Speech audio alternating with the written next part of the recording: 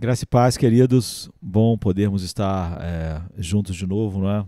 Nem sempre o tempo ajuda a gente. Ultimamente eu tenho andado com o tempo meio apertado, mas hoje eu pude dar uma escapada e aproveitei para estar meditando um pouco junto com os irmãos, não é? Eu estava pensando que em toda a Bíblia, o lugar onde nós estamos mais face a face com Deus, a porção da Bíblia que nos coloca mais face a face com Deus é a carta de Paulo aos Efésios.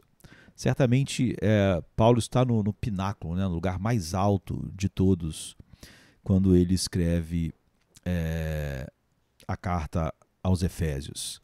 Ele começa do seu modo, eu diria, tradicional, né? Paulo, apóstolo de Jesus Cristo, pela vontade de Deus aos santos que estão em Éfeso e fiéis em Cristo Jesus, a vós graça e paz da parte de Deus Pai e do Senhor Jesus Cristo. É como ele começa a carta, né? Os dois primeiros versos da carta aos Efésios. Como eu disse, eu acho que não há nenhum outro lugar na Bíblia que você esteja mais face a face com Deus do que nesta carta.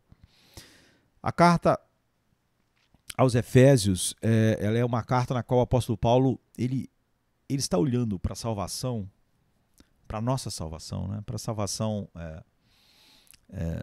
dos eleitos a partir dos lugares celestiais, a partir do lugar mais alto possível. Em nenhum outro lugar ele parte de um lugar tão alto, porque eu diria até que não é possível, né? Então, em todas as suas cartas, Paulo expõe a salvação. Paulo prega Cristo e esse crucificado.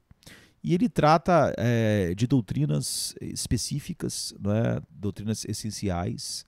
Mas em algumas cartas ele tem que tratar de debates ou de controvérsias, porque a igreja está passando por determinado problema que ele tem que tocar naquele problema específico, não é?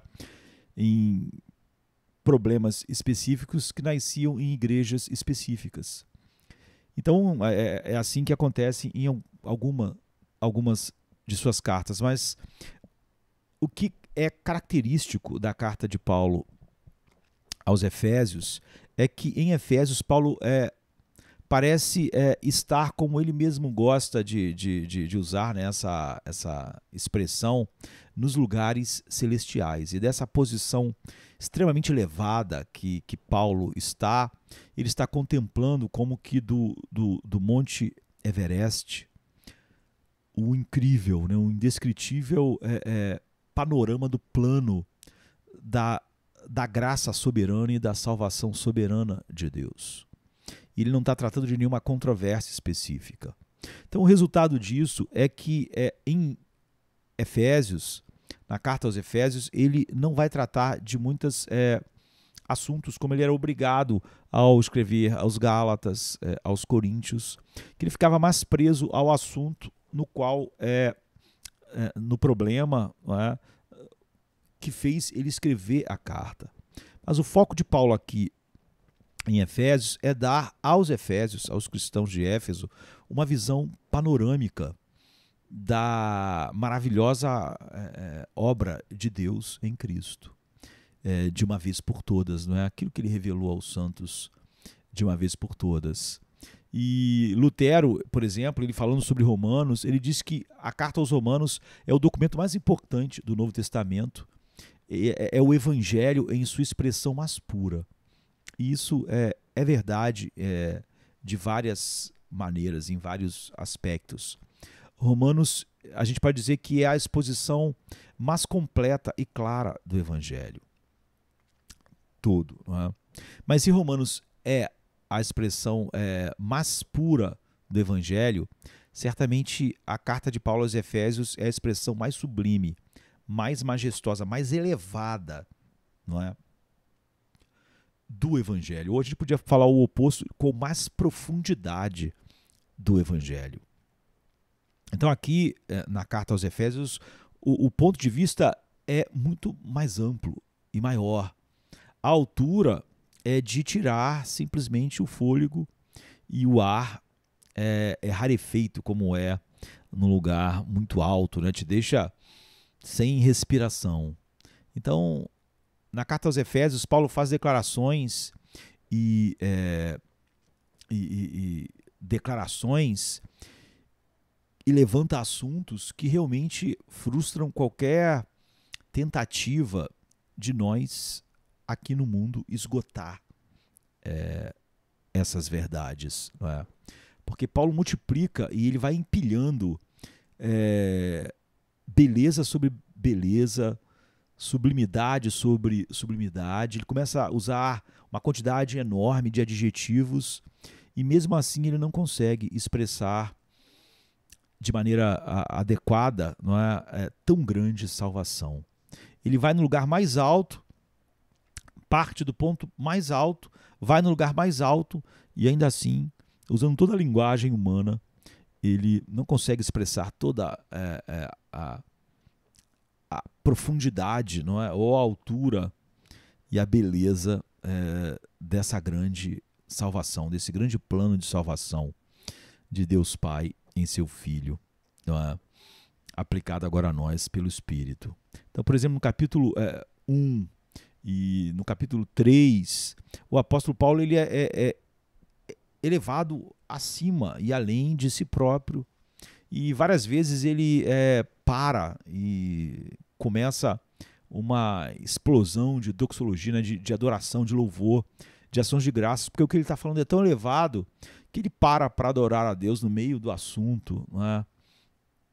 Então, em toda a Bíblia, não há nada que seja mais elevado, profundo e sublime do que a carta de Paulo aos Efésios.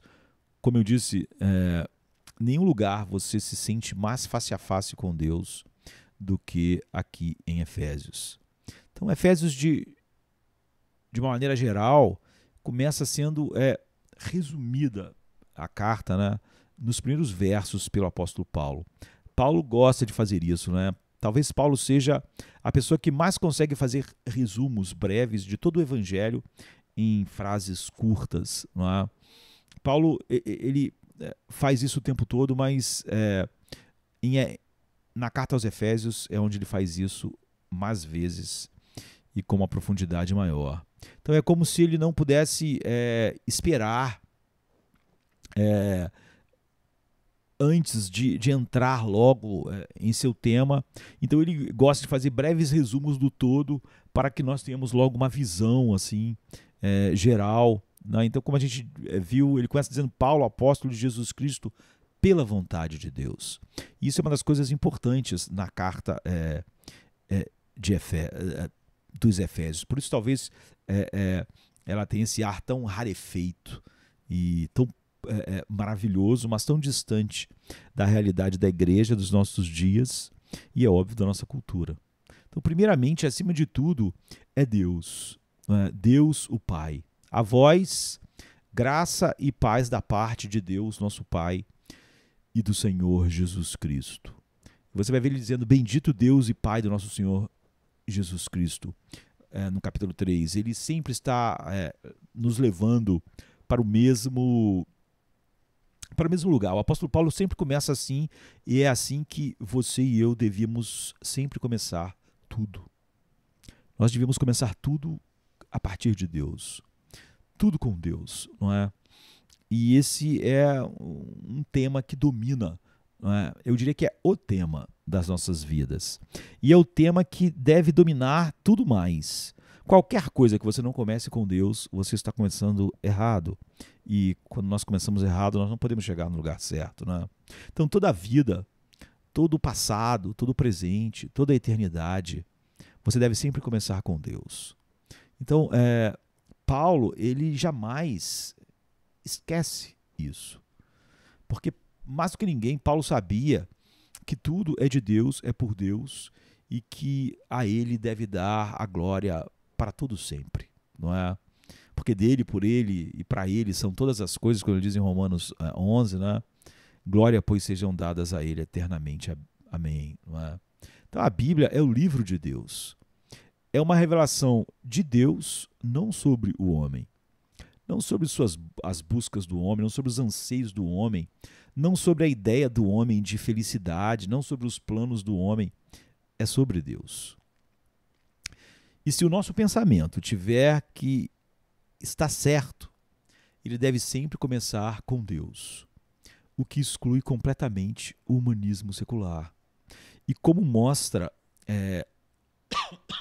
desculpa, como é mortal o que a igreja da nossa geração vive, porque ela começa com o homem. Ela começa e ela está cheia do humanismo secular. Ela já começa no ponto oposto, onde devia começar. Não é que começa bem e depois se desvia. Já começa no lugar errado.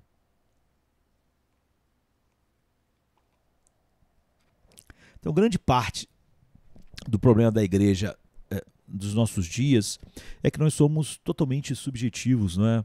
Estamos interessados em nós mesmos, egocêntricos, e por isso o humanismo encontra esse lugar tão facilmente em nosso meio. Psicologia, sociologia, antropologia. Nós queremos abordar a Bíblia como livres pensadores, centrados em nós mesmos. Nós estamos interessados em nossos problemas, em nossos casamentos, em nossa sociedade. Nós queremos consertar as coisas que nós achamos ser essencial e não conseguimos, não é? Nós conseguimos os mesmos resultados do mundo. Ao não começarmos com Deus, não poderíamos ter um resultado diferente. Então, esse é o erro peculiar da nossa geração e, infelizmente, da igreja. Não é? Nós temos esquecido de Deus e nós estamos intoxicados por nós mesmos, embriagados por nós mesmos. A psicologia secular é sobre nós. Não é? Então, nós achamos maravilhoso, nós queremos falar sobre nós, ouvir sobre nós queremos fazer tudo sobre nós, mas essa é a nossa tragédia, não a nossa salvação. Então, tendo nos tornado tão interessados em nós mesmos, nós nos tornamos o quê? Miseráveis, infelizes, e passamos todo o tempo, a nossa vida, em frivolidades e misérias. É por isso que hoje a igreja não está em nenhum lugar, os cristãos não estão em um lugar diferente do mundo. Como eles estão vendo tudo do ponto de vista oposto do de Efésios, como eles não estão vendo as coisas face a face com Deus, começando em Deus, o que a gente tem é frivolidade e miséria, depressões. Então o mundo não vê nada em nós diferente do que eles estão colhendo daquilo que eles fizeram central. Porque a gente fez de tudo algo sobre nós. Mas do princípio ao fim, a mensagem da Bíblia, e profundamente aqui em Efésios, tem o propósito de nos tirar de nós mesmos e nos levar de volta para Deus.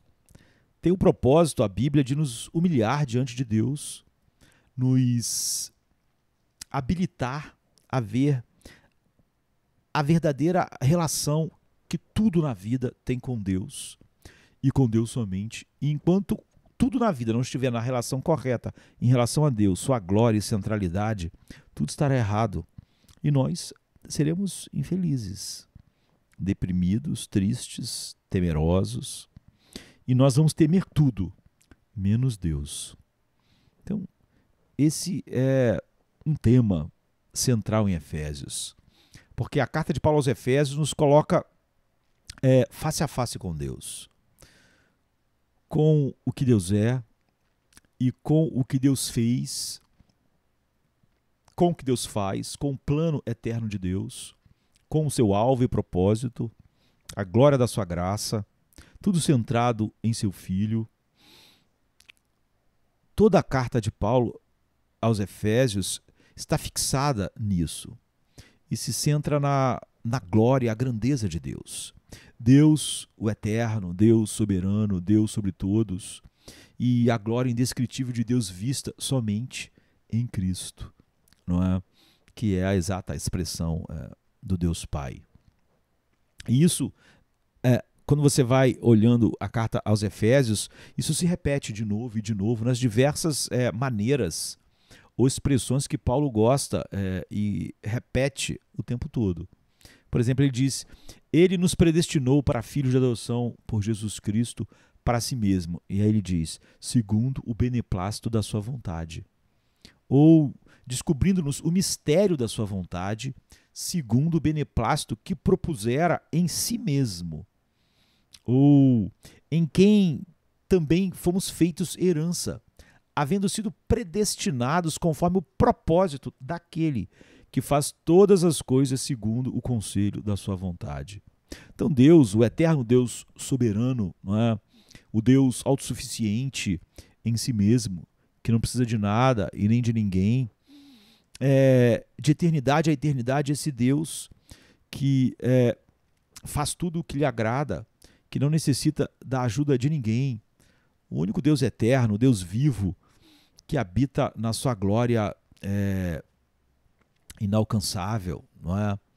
E na sua glória inatacável, não é? Absoluto e eterno. Ele, esse Deus, Pai, Filho e Espírito Santo, é o grande tema da carta aos Efésios.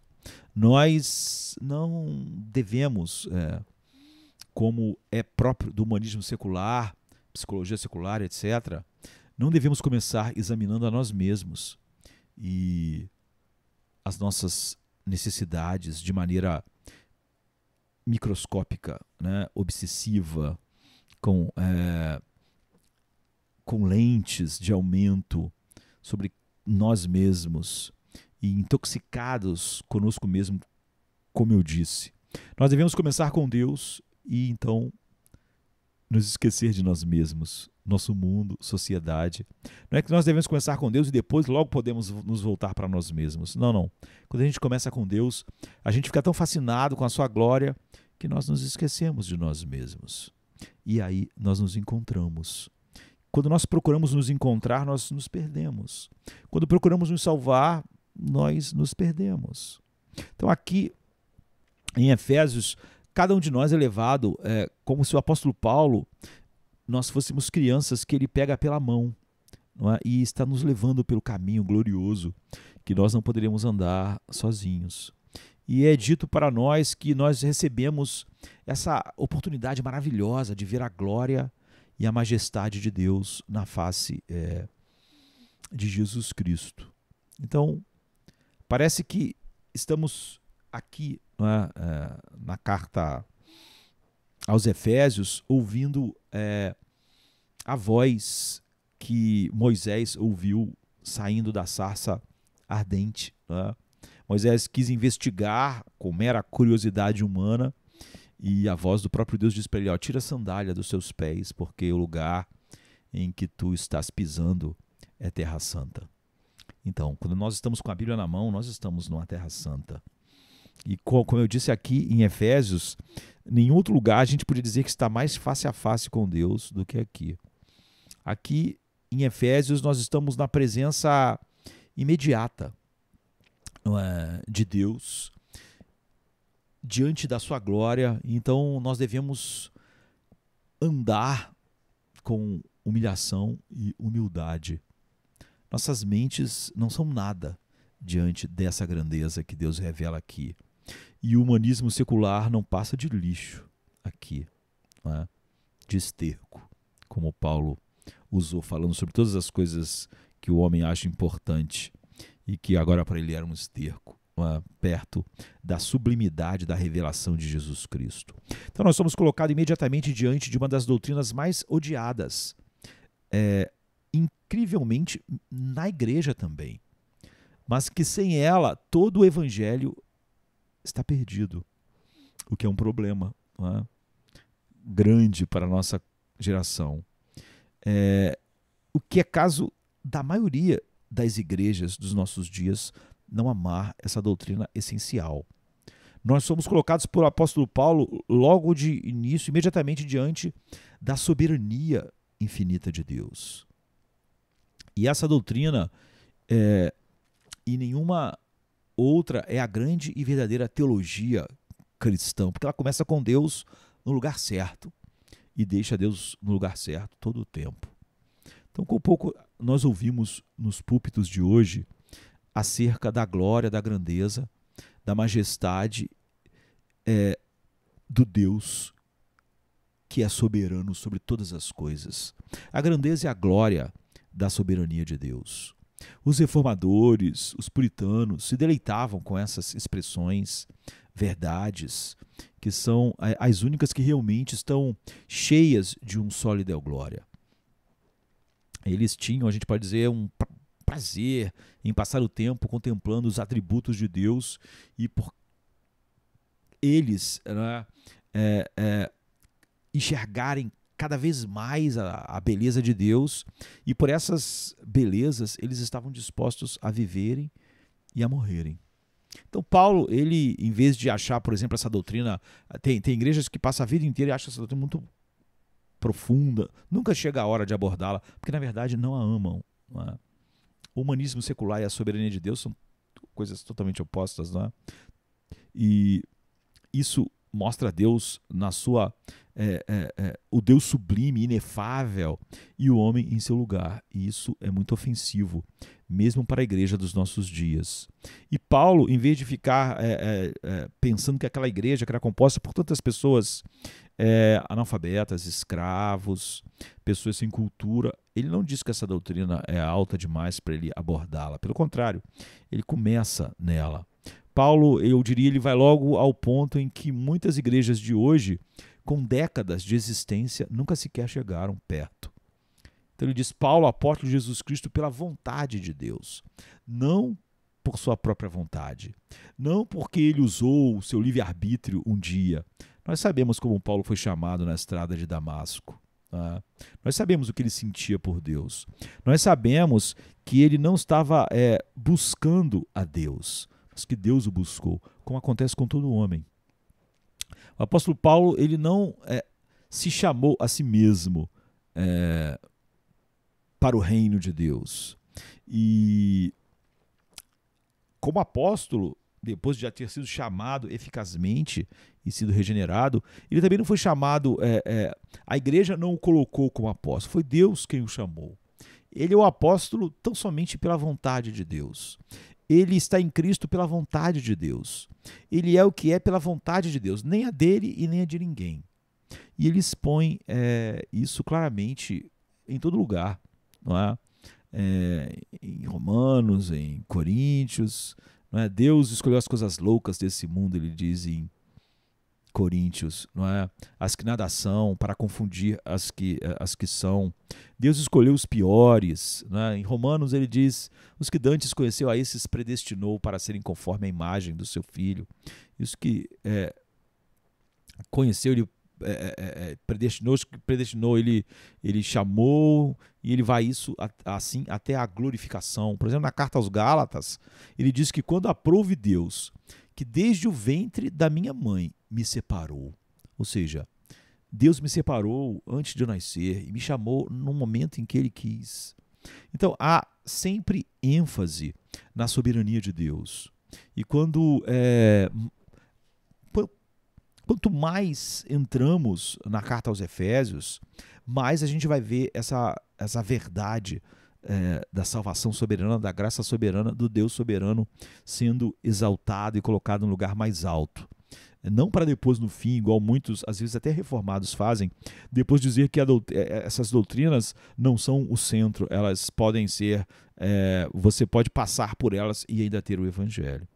Então, a gente vai ver isso sempre exaltado nessa carta, né? E se sobressaindo, e cada vez a gente vê mais em toda a sua glória, conforme Paulo vai aprofundando, não é, na revelação do Evangelho para nós. Então foi Deus que escolheu Paulo em Cristo. E foi Deus que escolheu em Cristo todo aquele que é cristão. Foi Deus que nos predestinou, faz parte do propósito de Deus que sejamos salvos.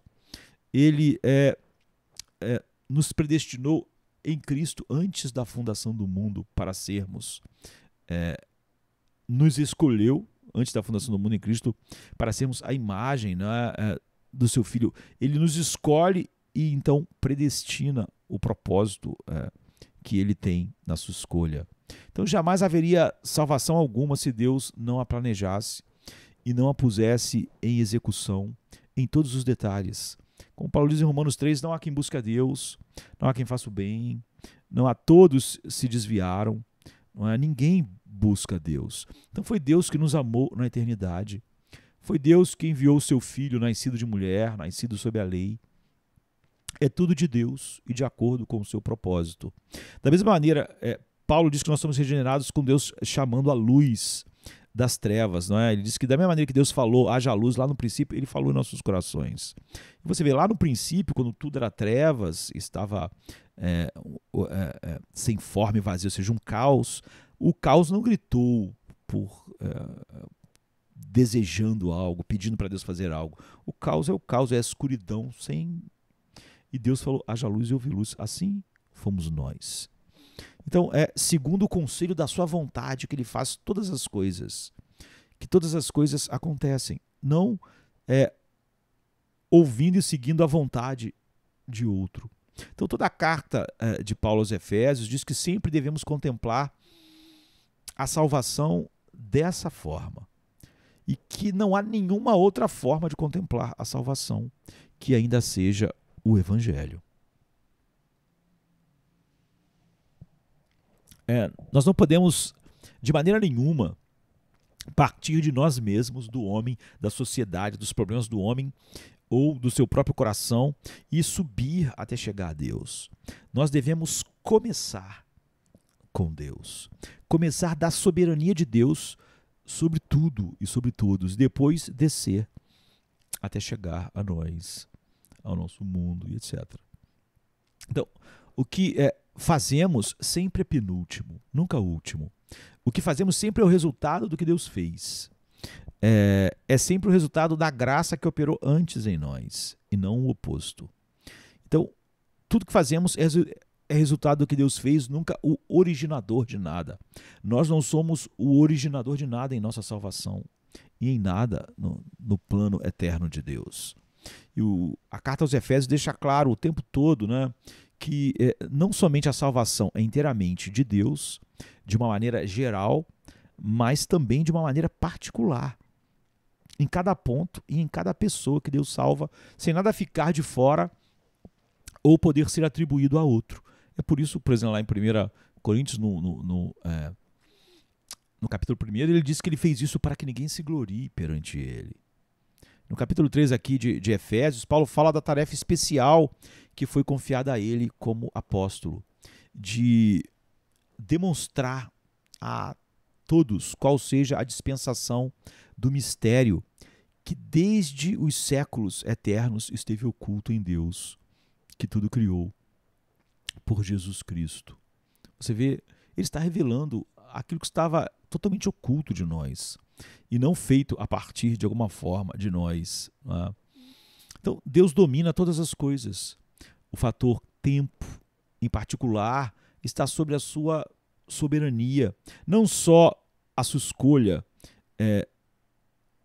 daqueles que ele deu ao seu Filho na eternidade, mas o tempo em que vai chamar eles. Por que ele não chamou Paulo antes que Paulo participasse da morte de Estevão? Porque não era o seu propósito.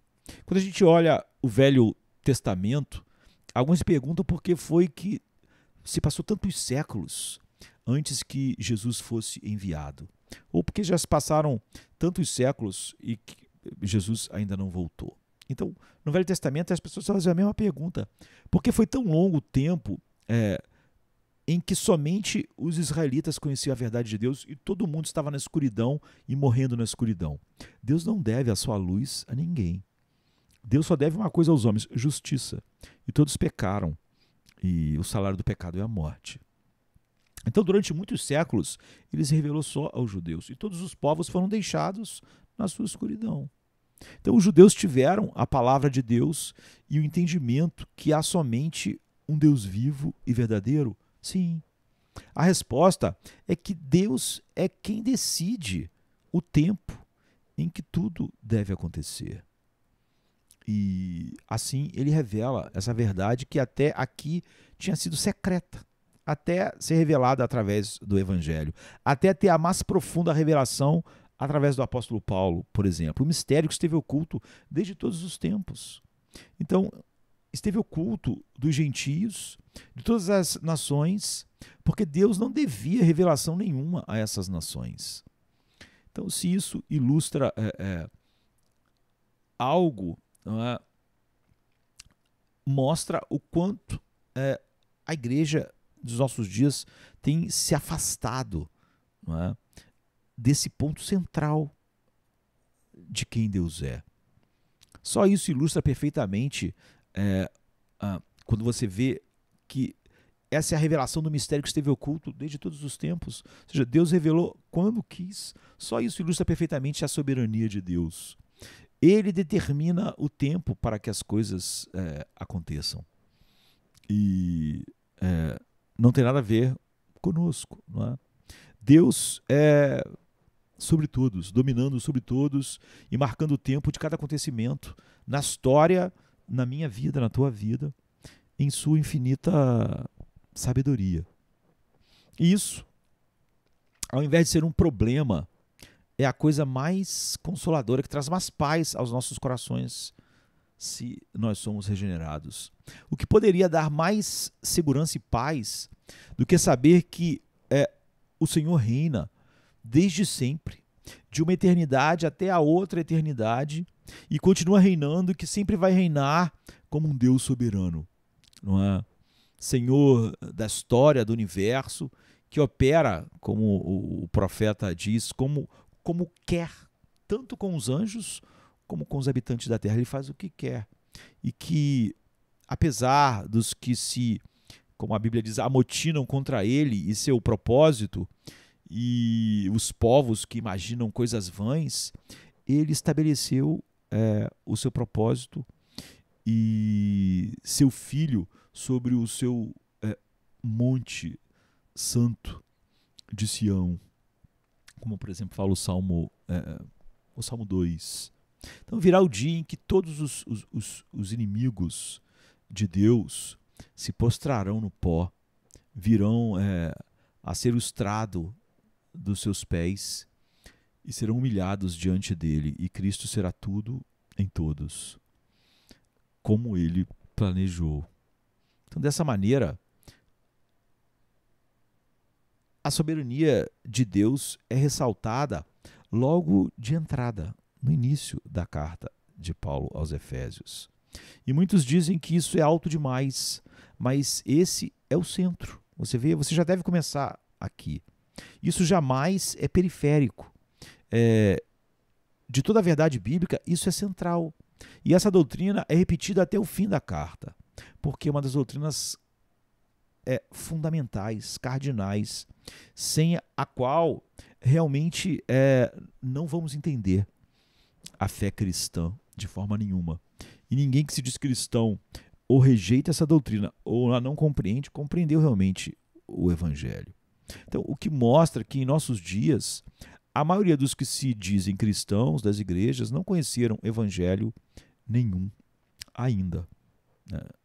Pelo menos. Então, Paulo, ele então já começa tratando do mistério de Deus, sua grandeza, sua majestade, sua soberania. E a palavra mistério, né, é utilizada 6 vezes na carta aos Efésios. É mais utilizada que em todas as outras cartas, porque esse é um dos temas mais importantes da carta, o mistério dos procedimentos de Deus em relação à história, ao mundo, a nós, é o mistério da sua vontade. Então, diz, descobrindo-nos o mistério da sua vontade, segundo o seu beneplácito que propusera em si mesmo. Então a igreja de nossos dias compreende isso, né? Parte e começa com isso?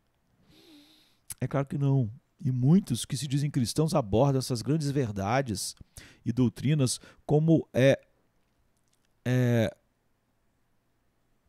se pudessem, reinterpretá-las com o seu próprio entendimento para se encaixar na mentalidade natural no mundo, expressando a opinião do humanismo secular galopante da nossa cultura, e por isso tendo tanta dificuldade a igreja dos nossos dias com essas grandes doutrinas, muitas vezes até não tendo dificuldade, as negando, ao invés de cair de joelhos em adoração, quem sabe dizendo igual Paulo: ó profundidade das riquezas, tanto da sabedoria quanto do conhecimento de Deus, quão insondáveis são seus juízos, quão inescrutáveis são seus caminhos.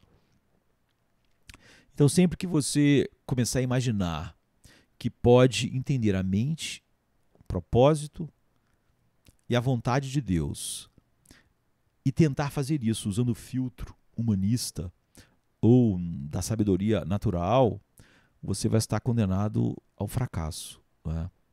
Paulo, quando ele olha para isso, ele diz: grande é o mistério da piedade. Ninguém pode julgar Deus com o seu metro, com sua fita métrica, com sua medida, não é?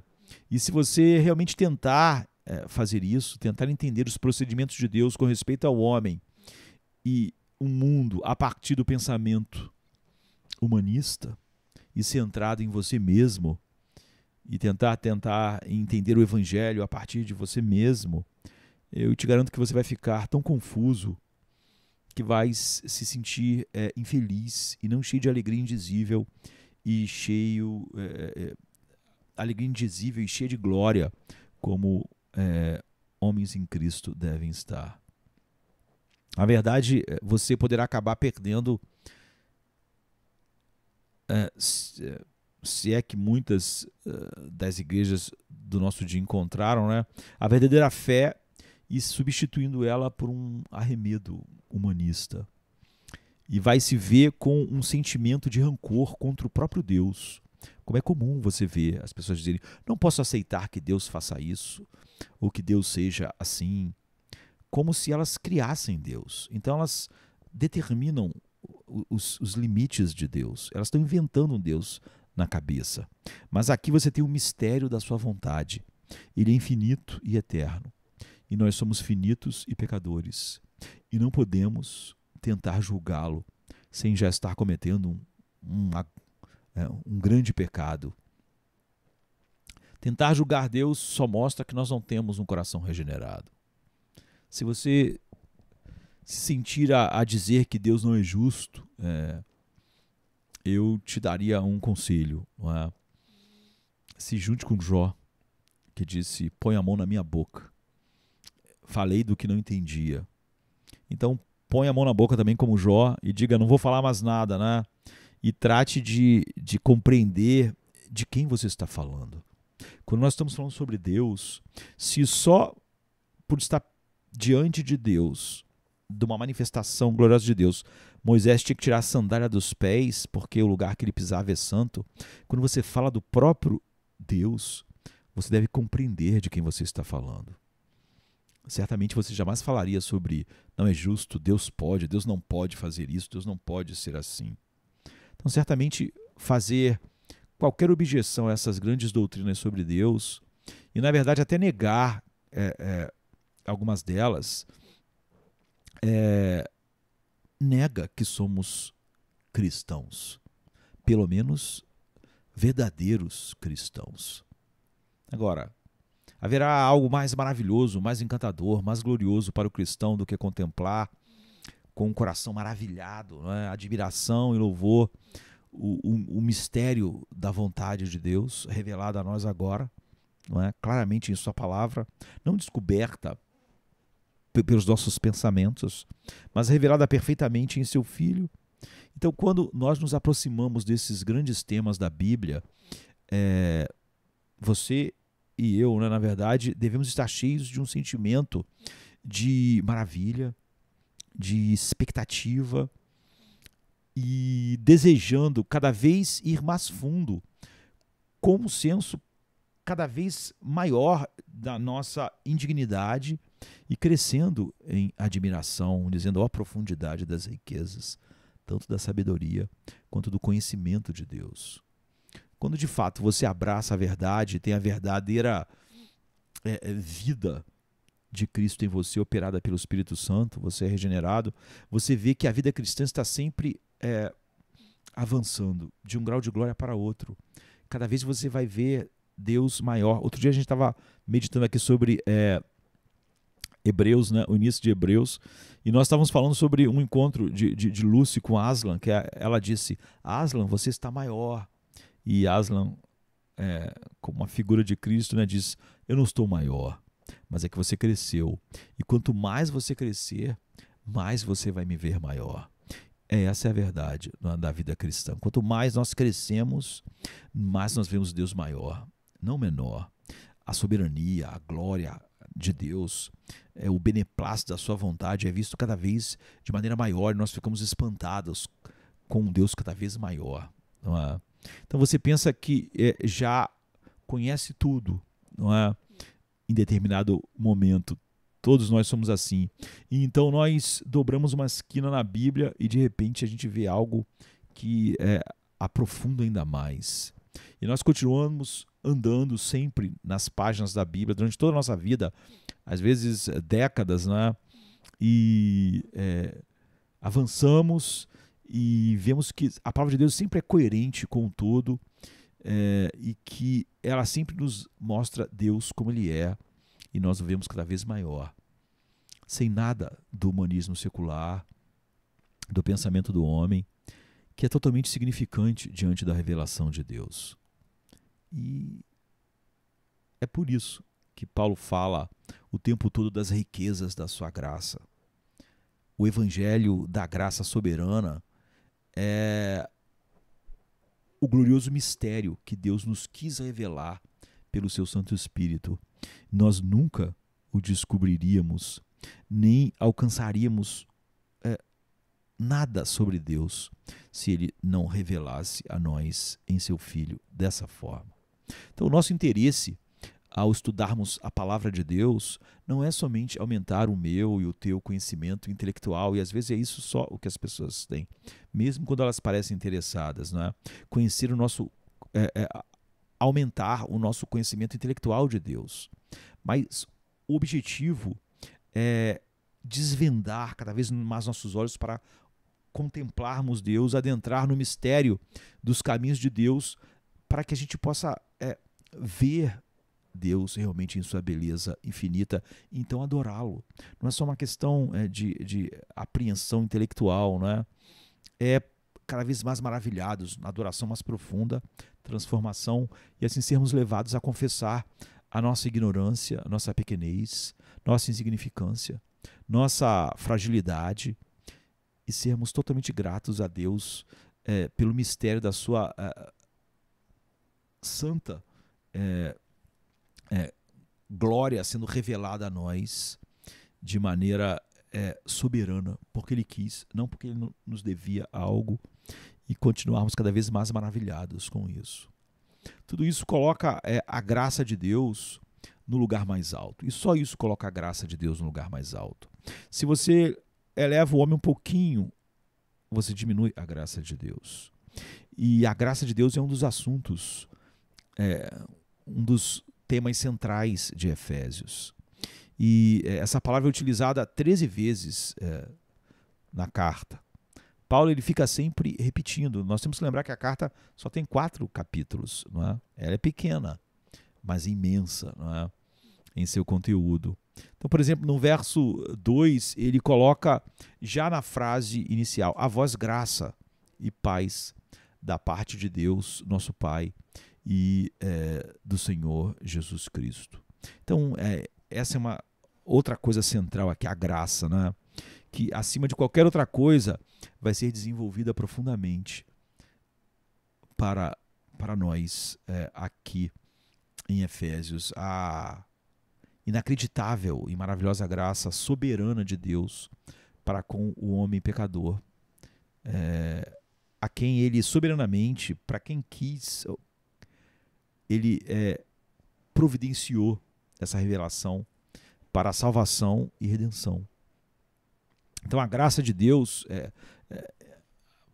mais do que isso, não, o apóstolo Paulo usa as riquezas da sua graça. Essa ideia aparece o tempo todo e de maneira mais profunda possível em Efésios do que em qualquer outro lugar da Bíblia. As riquezas da sua graça. Então, por exemplo, ele diz assim, o apóstolo Paulo: bendito o Deus e Pai do nosso Senhor Jesus Cristo, que nos abençoou com todas as bênçãos espirituais nos lugares celestiais em Cristo. Então, em Efésios, a gente recebe um vislumbre exatamente dessas riquezas dessa graça, da abundância, da superabundante graça de Deus para conosco em Cristo. E se a gente não estiver ansioso por um exame, investigação, com a maior sede e antecipação possível, quando a gente vai ver algo incrível, a gente já antecipa antes, estamos maravilhados, né, excitados com o que vamos ver. Se você não se sente assim ao olhar essas verdades, é duvidoso se você é cristão. Se já entendemos alguma vez algo do Evangelho e fomos regenerados, é assim que nós nos sentimos diante da revelação da glória de Deus na face de Cristo. A maioria das pessoas se interessam por se interessa por qualquer coisa valiosa para ela ou para a nossa cultura. As pessoas, elas ficam em filas, pagam sem pena, caro, pelo direito de ver qualquer coisa que ela acha maravilhosa, não é? E para desfrutar de uma experiência, quer uma viagem, um show, um entretenimento.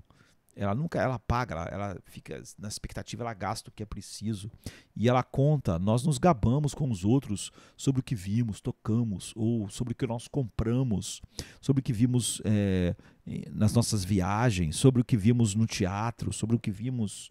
Nós nunca estamos com pena do dinheiro que gastamos, sobre o que compramos, mas o objetivo da carta de Paulo aos Efésios é como devia ser em cada sermão pregado, em cada púlpito, em tudo que a igreja faz. O objetivo é nos fazer entrar no lugar mais profundo e olhar e ter um vislumbre magnífico das riquezas, da superabundante riqueza da graça de Deus em Cristo Jesus. E tudo começa então com Deus, Deus o Pai, Deus soberano que é sobre todos, como sempre. Esse é o lugar onde Paulo começa, e tudo vai a partir daí em direção a Cristo, que é a revelação, a expressão perfeita do Pai, a expressão exata, a revelação final, e também não só a expressão perfeita do Pai, ele é o caminho para o Pai. Ele diz: ninguém pode ninguém pode ir ao Pai a não ser por mim. Todos os homens vão a Deus por fim, mas vão a Deus como seu juiz, como seu criador, mas como Pai, só através de Cristo. Não é? Então Paulo começa dizendo: a vós graça. Graça, não é central, a graça soberana de Deus. E graça e paz da parte de Deus, nosso Pai, e do Senhor Jesus Cristo. Então Paulo repete esse nome o tempo todo, do Senhor Jesus Cristo. E não podia ser diferente, não é? Tudo em nossas vidas devia ser sobre Cristo.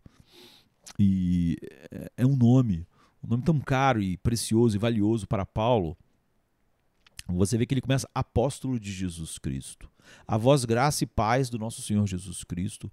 Ele fala do Pai que nos abençoou com todas as bênçãos espirituais nos lugares celestiais em Cristo. E assim Paulo continua em tudo que ele diz. Tudo é em Cristo, por causa de Cristo. Porque realmente por ele, para ele são todas as coisas, né? Glória, pois sejam dadas a ele. Então Paulo começa dizendo que ele é um apóstolo de Jesus Cristo. E ele está salientando isso continuamente em Cristo, para a vergonha da nossa cultura, da nossa geração, da igreja da nossa geração. Ele está dizendo: não há evangelho sem Cristo. O evangelho não é algo que você pode ver sem ver as coisas centrais sobre Cristo e ainda ter o evangelho. Jesus não veio como um exemplo para que o mundo melhorasse a partir do grande mestre que ele é. Ele não veio como um catalisador de melhorias da sociedade ou para despertar o melhor em nós, como se houvesse alguma coisa boa em nós. Ele veio como um salvador, sangrando na cruz. É por isso que Paulo diz que nada me propus saber aos Coríntios, né, entre vós, a não ser Cristo e esse crucificado. Não é? Cristo como um mestre pode inspirar as pessoas. As pessoas podem admirar, vamos mudar a sociedade com as coisas, com um exemplo de Cristo, mas isso não é evangelho, não é? E isso não vai mudar nada em ninguém. Então hoje muitos falam de um cristianismo sem Cristo. Cristo e este crucificado. Cristo como um mestre, como um bom exemplo que pode melhorar nossas famílias, a sociedade, não é? Nos fazer tolerantes, é aceitável. É um Cristo que pode ser útil para a sociedade e nada mais. As pessoas gostam de falar em perdão, mas o nome de Cristo não é mencionado. Como se Deus pudesse perdoar o homem sem o Cristo sangrento, sem a obra na cruz, sem a morte e a ressurreição. Como se houvesse perdão sem sangue derramado. Eles falam sobre o amor de Deus, porém, na opinião deles, o Senhor Jesus Cristo não é essencial. Você vê, ele nos amou em Cristo, antes da fundação, em Cristo, fora de Cristo. Eles falam do amor de Deus como se Deus pudesse amar um homem pelo que o homem é. Não é? Então Deus pode amar alguém, na opinião de tantos pseudos cristãos dos nossos dias e pastores, fora de Cristo. Agora, não espere isso do apóstolo Paulo e nem da Bíblia. Não há evangelho, não há salvação sem o Senhor Jesus Cristo, sem Cristo e este crucificado. Ele não veio, Jesus, para ser um exemplo, nem para a sociedade de Éfeso, nem para a nossa. Um mestre e um impulsionador de nossas vidas. Não é? O evangelho é acerca dele e dele crucificado para homens totalmente maus, a quem nenhum exemplo ou mestre poderia salvar com o ensino ou com o seu viver. Todos os propósitos misericordiosos de Deus são levados a efeito em Cristo e em Cristo somente. Não há nada misericordioso em Deus para nenhum homem fora de Cristo. Em Cristo, mediante Cristo, do princípio ao fim, Cristo este crucificado. Isso é tudo que a igreja tem para dizer ao mundo. Tudo o que Deus, em sua vontade soberana, por sua graça infinita, segundo as riquezas da sua misericórdia e do mistério da sua vontade, tudo o que Deus se propôs a realizar e realizou para a nossa salvação, ele o fez e faz em Cristo e em Cristo somente. E fora de Cristo, todos nós só podemos ouvir de Deus um maldito e nada mais. Então, em Cristo habita corporalmente toda a plenitude da divindade. Em Cristo, Deus colocou todas as riquezas da sua graça e sabedoria. Tudo, do início ao fim, é sobre Cristo, pelo Senhor Jesus Cristo e por meio do Senhor Jesus Cristo. Então, nós somos chamados e escolhidos em Cristo antes da fundação do mundo. Nós somos reconciliados com Deus pelo sangue de Cristo. Em Cristo, não é? Em quem temos, Paulo diz, a redenção pelo seu sangue. A remissão das ofensas segundo as riquezas da sua graça. Ou seja, pelo seu sangue, o perdão dos pecados, ele diz. Todos no mundo estão interessados no perdão. Quem não quer perdão? Todo mundo quer ser perdoado. Mas a questão é como eu sou perdoado. Será porque eu tenho um valor? Ou porque eu mereço perdão? Eu mereço justiça. O salário do pecado. Então será porque eu me arrependi, então eu mereço perdão? Ou porque eu tenho vivido uma vida virtuosa, que Deus me vê e me acha melhor do que outros, e então Ele me perdoa? Nem mesmo o Deus Todo-Poderoso poderia perdoar um pecado meu simplesmente com base nesses termos. Nem o pecado de ninguém. Há unicamente um modo pelo qual Deus nos perdoa. É por meio do seu Filho, que se esvaziou e desceu e se humilhou e morreu em morte de cruz, porque é isso que eu merecia, a ira infinita de Deus. Então a Bíblia diz, em quem temos a redenção pelo seu sangue. Então não há cristianismo sem o sangue de Cristo. Não Cristo como mestre, catalisador de transformações sociais, o sangue de Cristo. Propiciação da ira de Deus e expiação de nossos pecados pelo sangue de Cristo. É central, absolutamente essencial. Sem ele e ele crucificado, não há nada. Não é? Não somente Cristo, mas a sua morte, o seu sangue derramado, o seu sacrifício expiatório e substitutivo. É dessa maneira e dessa única maneira, e somente dessa maneira que somos redimidos, perdoados, aceitos, por causa dele, escolhidos. Aqui, na carta aos Efésios, Jesus Cristo então é exposto como absolutamente essencial, ele crucificado. E ele como objeto final pelo qual Deus faz tudo, não nós. E ele é mostrado não como um mestre catalisador, não como um exemplo para o mundo seguir o seu exemplo e melhorar. Ele é mostrado como o Cordeiro de Deus que foi morto. Então Cristo está em todo lugar em Efésios. Não é? Ele está em todo lugar, em toda a Bíblia, não é? Mas aqui em Efésios, ele está de maneira mais elevada imaginável. Né? Ele está em todo lugar em Efésios porque tem que estar para termos o Evangelho. Aqui nós temos o Evangelho mais profundo porque nós temos um conhecimento mais profundo de Cristo. Nós somos escolhidos em Cristo, chamados por Ele. Nós somos salvos pelo seu sangue. Ele é o cabeça da igreja. Ele está acima aqui em Efésios de todo o principado, poder e potestade e domínio e de todo nome que se nomeia, não só neste século, mas também no vindouro. Você vê aqui, ele é o cabeça da igreja, que é o seu corpo. Ele é a plenitude daquele que cumpre tudo em todos. E ele está assentado à direita de Deus. E nós estamos assentados nele, não é? E nele estão todas as bênçãos espirituais. Ele está sentado à direita de Deus com toda a autoridade e poder no céu e na terra. Então, Jesus, o Senhor, é supremo, central, ele é o propósito, ele é a razão de tudo que Deus Pai faz. Ele é o Filho de Deus, o Salvador do mundo. E Efésios é sobre isso. Você vê, não tem como você começar com o humanismo secular, não tem como o humanismo secular entrar pelo meio e nem chegar em lugar nenhum aqui.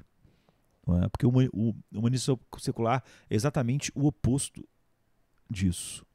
Não é? Ele é centrado no homem e nunca em Cristo. Não é? Então, se você foi regenerado, começou a ansiar por isso, por ver Cristo. E é assim que você o vê na Bíblia, você contempla a pessoa de Cristo. E assim você é mudado de um grau de glória para outro.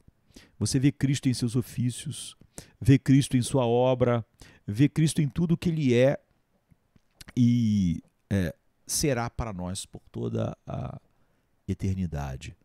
E é exatamente por isso que o grande propósito de Deus em Cristo é o tema prático da carta aos Efésios.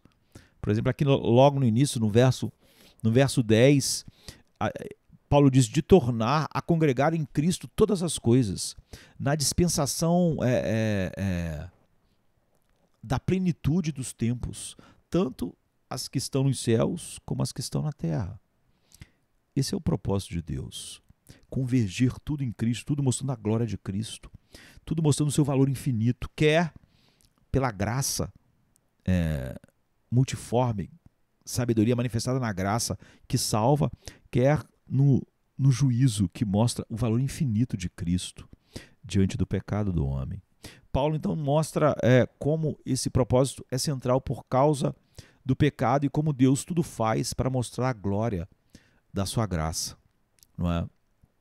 Que é um motivador, porque é o que vai mais mostrar a sua beleza manifestada em Cristo.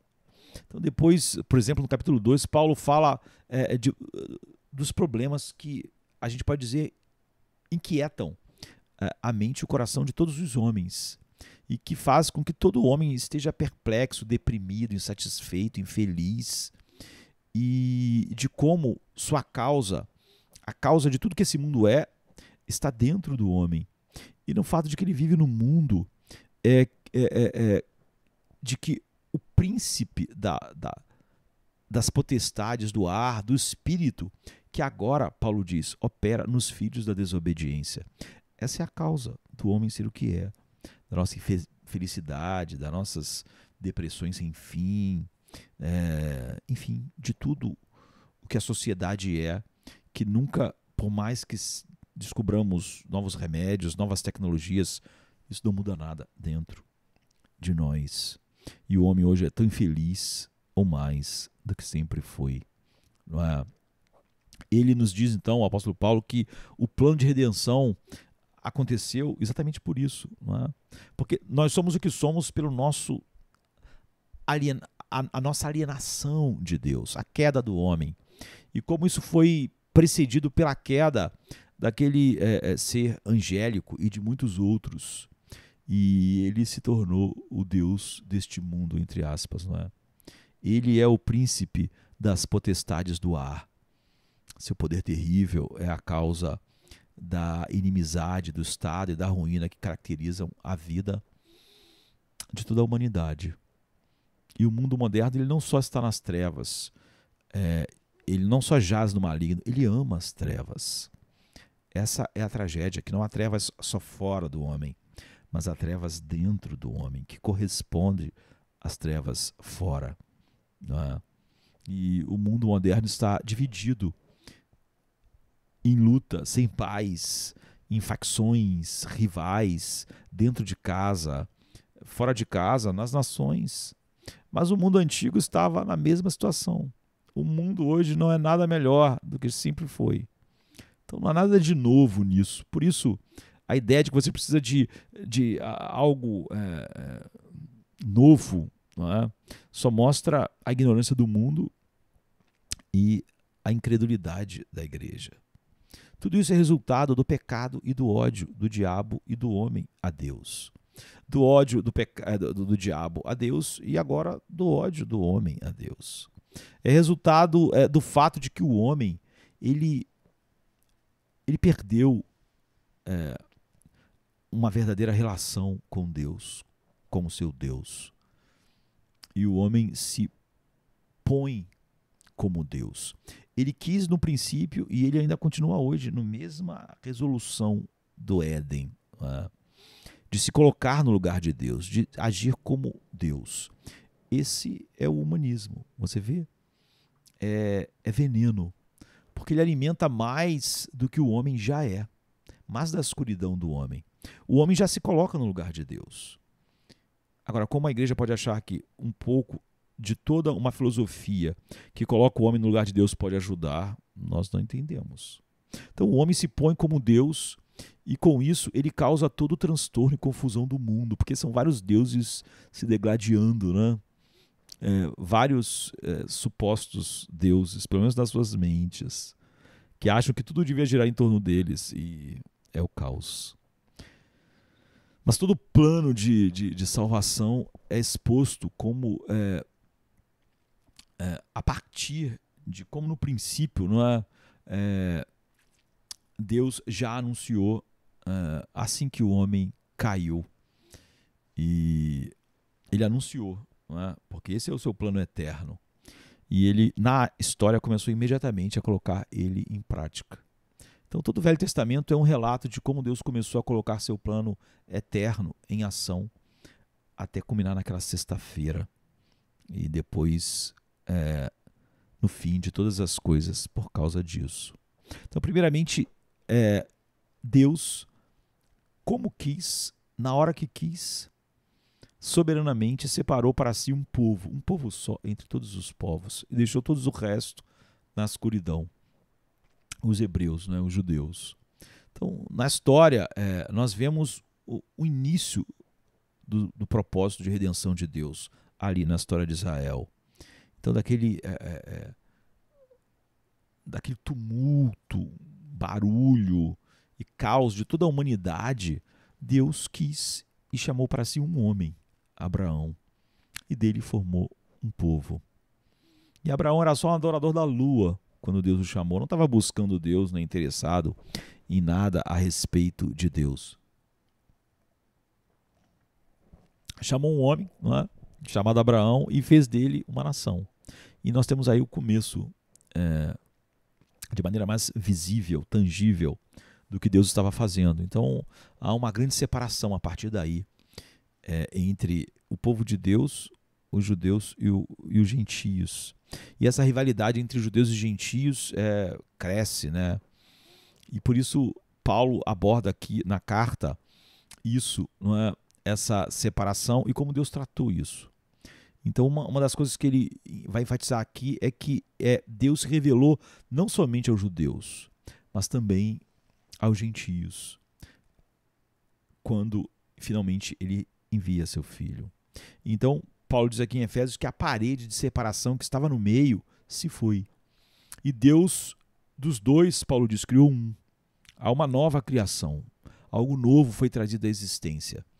E o nome disso é a igreja. E essa obra de Deus prossegue continuamente até chegar até nós. E Paulo diz que até que quando chegar a plenitude dos tempos,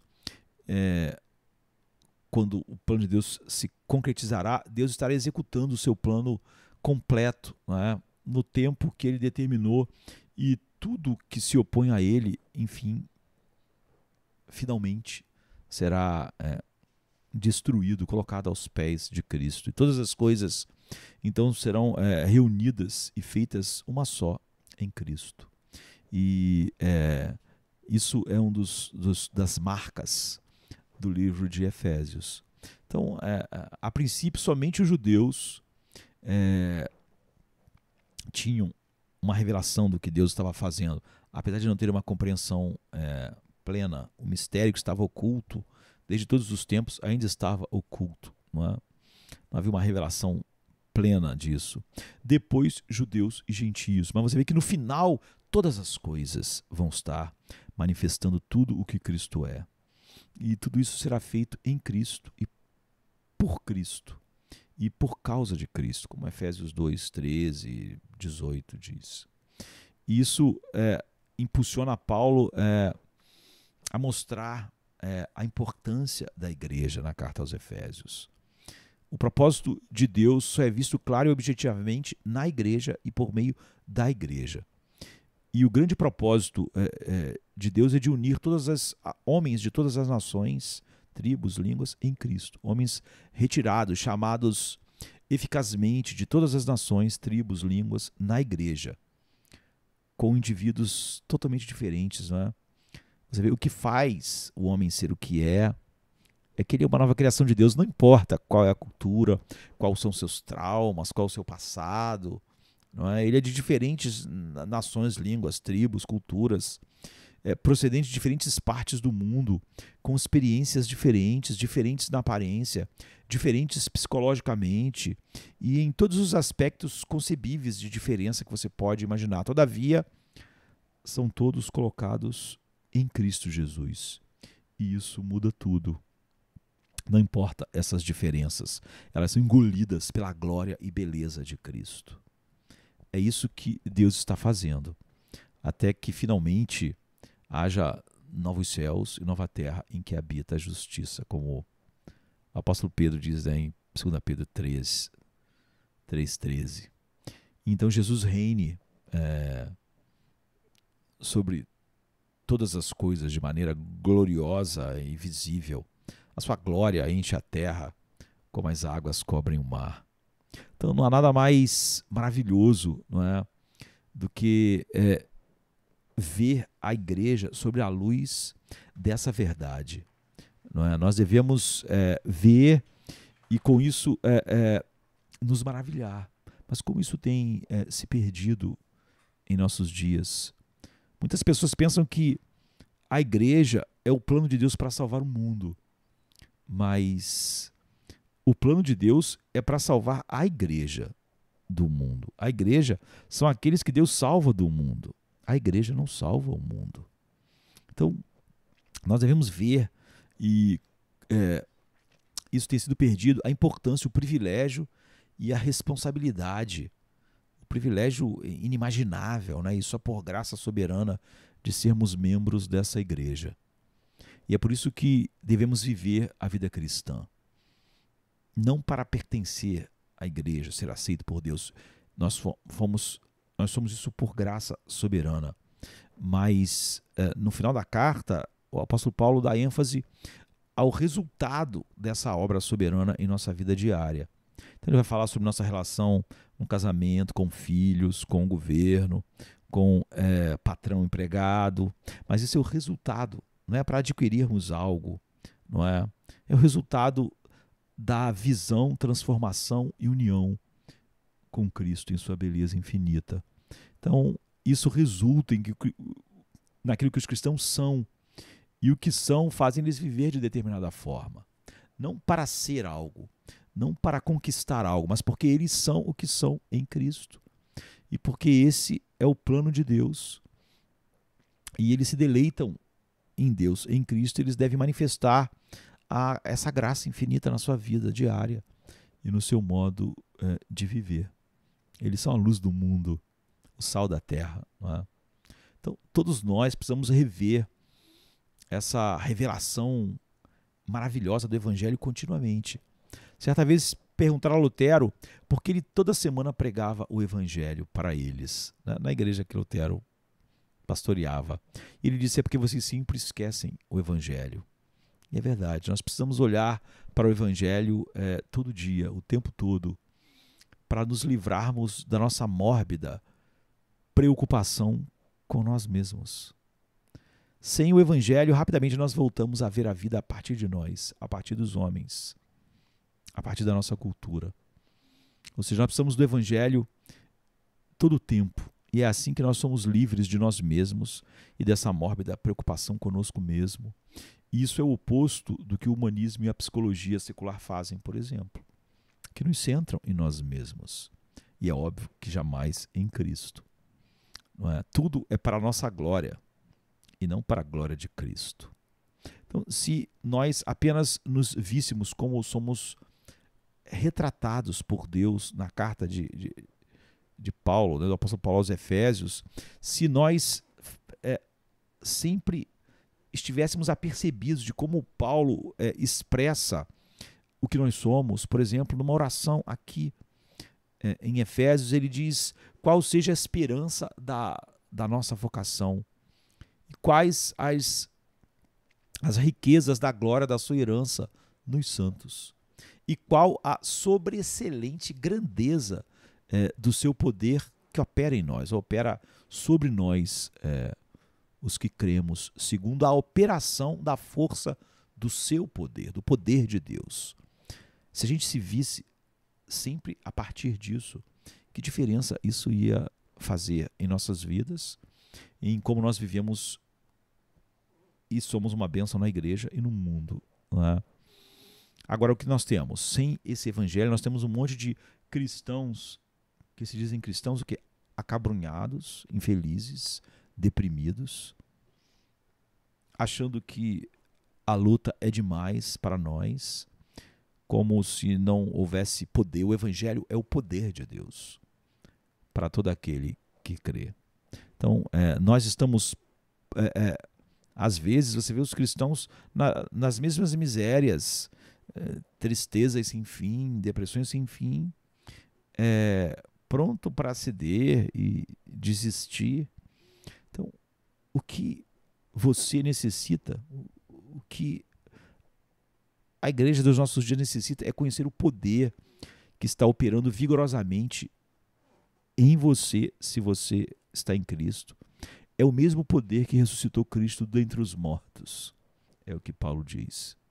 E se isso é visto verdadeiramente, se nós soubermos o que significa sermos cheios, como Paulo diz aqui, de toda a plenitude de Deus, nós imediatamente vamos deixar de ser fracos e de ficar afligidos por qualquer coisa e deixaríamos de apresentar esse quadro lamentável da vida cristã, que o mundo vê e não parece que nós temos um tesouro infinito ou que temos uma alegria indizível, porque à medida que o evangelho hoje é mais uma caixa de ressonância do humanismo secular, ele produziu cristãos que é igual ao mundo, com a mesma falta de recursos, na escuridão, tristeza, depressão sem fim. E então nós, em vez de expressarmos essa lamentável vida cristã aos que vivem ao nosso redor, trabalham ao nosso redor, têm contato conosco, nós mostraríamos aquilo que Pedro disse, que as pessoas nos perguntariam qual é a razão da nossa esperança, porque eles não entenderiam o que está acontecendo, por que vocês têm essa esperança, essa alegria, esse senso de direção. Vocês parecem que sabem em quem têm crido e estão certos de que Ele é poderoso, mas não é isso que o mundo tem visto, né, queridos? Na maior parte das vezes. Nós temos sido mais o homem psicológico do que o homem regenerado. E o que nós necessitamos, em primeiro lugar, não é uma experiência simplesmente, sim compreender aquilo que somos, quem somos em Cristo. O que Deus em Cristo fez em nossas vidas e como Ele já nos abençoou com toda a sorte de bênçãos espirituais em Cristo, nas regiões celestiais. E nos abençoou para sempre, com uma vida que não pode ser parada. É uma semente imortal, então ela não pode ser parada. Não é? E a Bíblia diz que a vida, o caminhar do justo, aquele que é justificado em Cristo, é como a luz da aurora, que vai brilhando mais e mais. Depois que o sol nasce, o que pode parar o sol? Ele vai brilhando cada vez mais até que o dia seja perfeito, até que seja meio-dia. Então nós, na maioria das vezes, a nossa geração e os cristãos não estão apercebidos desses privilégios, porque têm ouvido pouco do Evangelho. A nossa maior necessidade ainda é a necessidade de entendimento. E nós precisamos ouvir o Evangelho continuamente. Não é? E a nossa oração por nós mesmos deve ser a oração que Paulo faz pelos Efésios. Ele orou para que os Efésios tivessem os seus olhos, os olhos do entendimento. Então a gente tinha que orar para que os nossos olhos, como Paulo ora por eles, os olhos do nosso entendimento sejam iluminados. E para conhecermos o que? O amor de Cristo, que excede todo entendimento, a altura, a largura e a profundidade. Não é? É disso que precisamos. Em Efésios, as abundantes riquezas da graça de Deus são expostas da maneira mais profunda possível, são colocadas diante de nós da maneira mais clara possível. E é o que nós precisamos ver realmente, tomar posse dessas verdades e desfrutar dessas verdades, que não é desfrutar de verdade, é desfrutar do próprio Cristo, da beleza infinita de Deus na face de Cristo. E acima de tudo, e especialmente numa geração como a nossa, quão vital é que tenhamos um novo, profundo entendimento do grande plano eterno e soberano de Deus, o seu propósito para todas as coisas que Ele faz em Cristo. Não é? Nós estamos cercados por um mundo assustado, com medo, temendo tudo menos a Deus, não é? Infeliz, deprimido, um mundo assustado e perguntando qual será o futuro, quais serão as consequências dos nossos problemas atuais. Os homens estão perplexos, estão desanimados, e quão privilegiado nós somos por podermos nos colocar de pé no meio dessa confusão, desse mundo sem senso de direção, nos colocar de pé e olhar essa revelação estupenda de tudo que Deus é para nós em Cristo. Por exemplo, aqui na carta aos Efésios. E vermos claramente o plano e o propósito de Deus atrás e além de todas as coisas que nós podemos ver no mundo, em vez de ficarmos confusos com o mundo, com a história dos homens. E nós conseguimos ver lá do passado o propósito de Deus por trás de tudo, até a eternidade futura. Então, plano e propósito que não serão realizados por meio do humanismo secular, reformas sociais, mas por meio do próprio Deus, operando através, por sua graça infinita, da igreja, não é? E na igreja. O mundo ignora tudo isso. Não é de admirar que o mundo esteja assustado, com medo e deprimido. Na sua ignorância, ele até zomba. Então, nós, como apóstolo, no entanto, nós sabemos com certeza que todo principado e poder e potestade e domínio e todo nome que se nomeia, não só neste século, mas também no vindouro, foi posto debaixo dos pés de Cristo. Nós podemos dizer como Paulo: eu sei em quem tenho crido, estou certo.